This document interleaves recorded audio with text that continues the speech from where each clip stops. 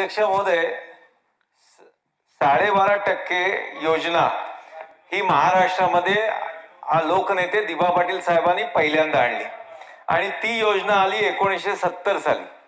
साहेब, त्या सिडकोच्या 1970 साली आलेल्या 70च्या दशकात आलेल्या सिडकोच्या प्रकल्पग्रस्तांकरता 12.5%चं भूखंड वाटप आज तागायत झालेलं नाही. म्हणजे आज त्या गोष्टीला 50 ते 58 वर्ष झाली. 58 वर्ष झाल्यानंतर पण त्या शेतकऱ्यांना 12.5%चा लाभ झाला नाही. त्याच्यामुळे द्रोणागिरी असेल, करंजाडे असतील, कामोठे असेल, या म्हणजे ज्या ठिकाणी सिडको वसली आहे त्या ठिकाणच्या प्रकल्पग्रस्तांना आणि स्थानिकांना त्या 70 वर्षामध्ये 3 पिढ्या त्यांच्या गेल्या. म्हणजे आता अर्धे त्यांच्या कोर्ट केसेस, त्यांची वंशावळ वाढली, त्यांचे कोर्टातच जाणार आहेत. म्हणजे या 12.5%चा त्या शेतकऱ्यांना काय फायदा झालाय का? तर काही झाला नाही. आणि याला जबाबदार कोण आहे? सिडको. त्या 70 साली झालेल्या ऍक्विजिशन मध्ये आतापर्यंत जमीन न देणं हे किती मोठं पाप आहे. पण त्याच्याकरता मला इथे या सभागृहात 3 वेळा आश्वासन मिळालं. साहेब, आज मला सांगा की या ठिकाणी पूर्ण लॉबी भरलेली होती. आतापर्यंत सिडकोचे कुठले वरिष्ठ अधिकारी आलेत?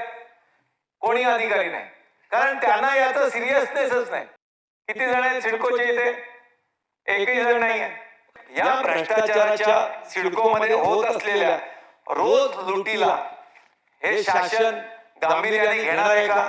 आणि शासन या भ्रष्टाचाराची चौकशी करून योग्य कारवाई करणार आहे का? हीच माझी या अर्धा तास चर्चेच्या माध्यमातून आपल्याला विनंती आहे. आणि जे कोणी अधिकारी आलेले असतील, एवढीना नोटीस द्या, जॉईंट एवढीना नोटीस द्या.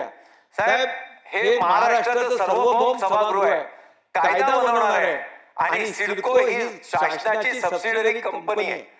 आणि जर एक तुमची सबसिडरी कंपनीतले अधिकारी एवढे मुजोर असतील की जे तुमच्या आणि या सभागृहाच्या वर समजतात, त्यांना शिक्षा नक्की झाली पाहिजे, ही माझी या ठिकाणी विनंती आहे.